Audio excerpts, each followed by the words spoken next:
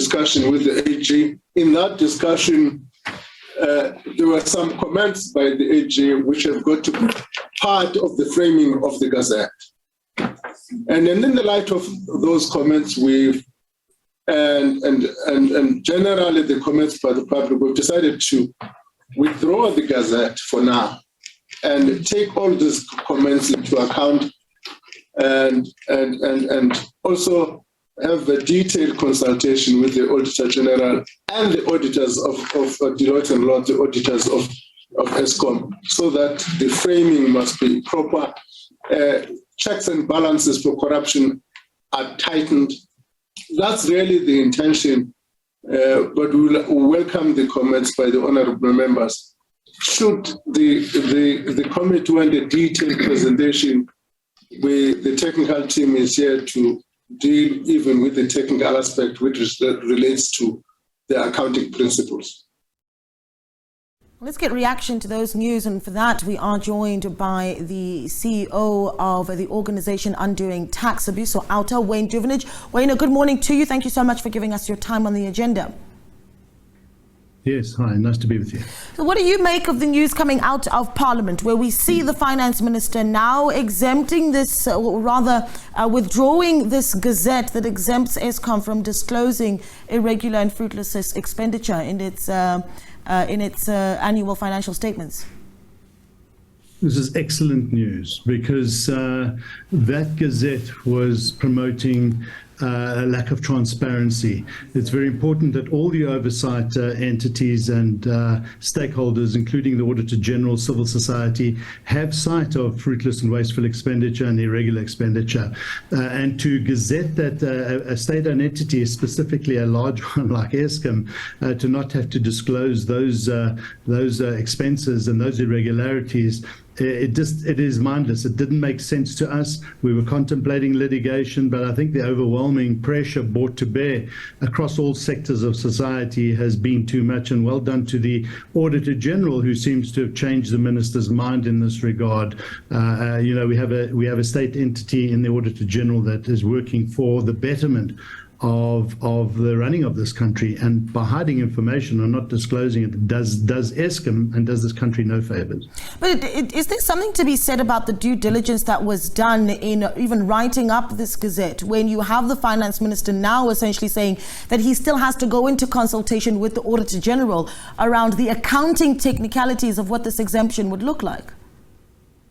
Yeah, and that's exactly it. I mean, we were very intrigued to find out what those accounting technicalities and how to circumvent this type of exposure or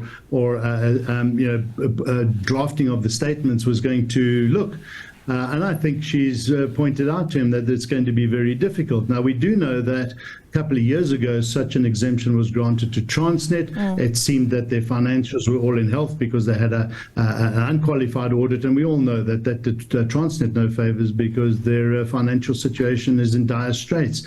So, I don't know, to your question, are they being well advised? Are they applying their minds to the consequences of such decisions enough? And then, because it also does government no favors making decisions like this and then having to reverse them a few days later. This trust deficit between government and society just keeps growing, and this doesn't bode well for them in that regard either. What do you make of the fact that the Finance Minister is essentially saying that he's withdrawing this gazette for now? So it's not a permanent withdrawal, that we may very well have this conversation again in the future. Well, I hope it's a permanent withdrawal. And our other concern is that if you provide the reasons that he did provide, and you look at the reasons given by the chairperson of Eskom to have these exemptions granted, how is the minister going to turn down an exemption requirement of that nature that comes from all local government, for instance, who don't want to disclose their fruitless and wasteful expenditure, which the Auditor General also reports on? And so what you have is this too much smoke and too many barriers for investors to start making decisions on where they should be investing their money or not. That doesn't bode well for any country, for any level of government. So we hope this is a permanent decision and that they're not going to go back on it. And in future, when state-owned entities and other government departments ask for this type of exemptions, what the minister should be saying to them is, no, you need to get your house in order, your administration, your financial hygiene and management, get that in order, as opposed to asking government to allow them to relax these disclosures in future. We can't have this type of misinformation. That's really what it boils down to. Yeah, I think about the words used by Veronica Mente, EFF MP, as she was addressing the finance minister as he spoke to the various portfolio committees this morning. And she used very strong language, saying that the granting of the exemption in and of itself was a middle finger to the South Africans. I mean, what is the message that is being sent to South Africans when you've got that exemption being granted and even the withdrawal then of it? Yes, exactly. So, and I agree with that. It is really, telling civil society that we don't really care about the consequences of the information you seek, the transparency you seek.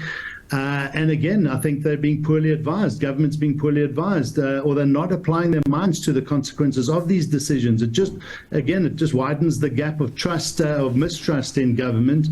And we need a ministry, we need a minister, we need government to start putting citizens and transparency and accountability central to all the decisions they make. And that decision in that gazette was going in the opposite direction. Well, at the heart of this really is Eskom. And what South Africans just want to see is Eskom really start to solve all of the many challenges that it is facing. So let's talk a little bit about what this back and forth. I mean, essentially, this is a letter. This is coming out of a letter that initially came from the chairperson of the board of Eskom requesting this exemption. So when you've got this back and forth, what does this say about the confidence that we have about Eskom being able to continuously provide electricity to us and also start to really deal with the balance sheet issues that it has? It doesn't say anything good. I mean, when we looked at the reasons that the chairperson provided to the minister for this decision, they all speak of administrative incompetence. That speaks of information that isn't available or changes all the time. These are governance matters, and an institution like Eskom should not be suffering from such weak financial hygiene and management. So again, we say the minister should have gone back to the chairperson and said, get your house in order, as opposed to asking for exemptions of disclosure of information. So, it comes right back to, how do we as citizens and how do investors are they expected to trust government when they make these decisions based on bad requests and bad information, and then go and have to reverse those decisions? This starts to speak to incompetence. It speaks to bad decision making. It speaks to shooting from the hip, not applying your mind, not thinking long term, not thinking of consequences. This is not how you run a country.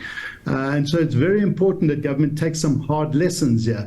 And I'm not sure if you're aware that they've also reversed the decision on the state of disaster this morning, another matter that we were in court in government on. And again, so you have two big decisions that were recently made, now being rescinded on the same day, and society is looking at government and saying, what is actually going on here? Yeah, well, let's leave it there, Wayne. Thank you so much for your time. Wayne Duvenage there, the CEO of the organization Undoing Tax Abuse.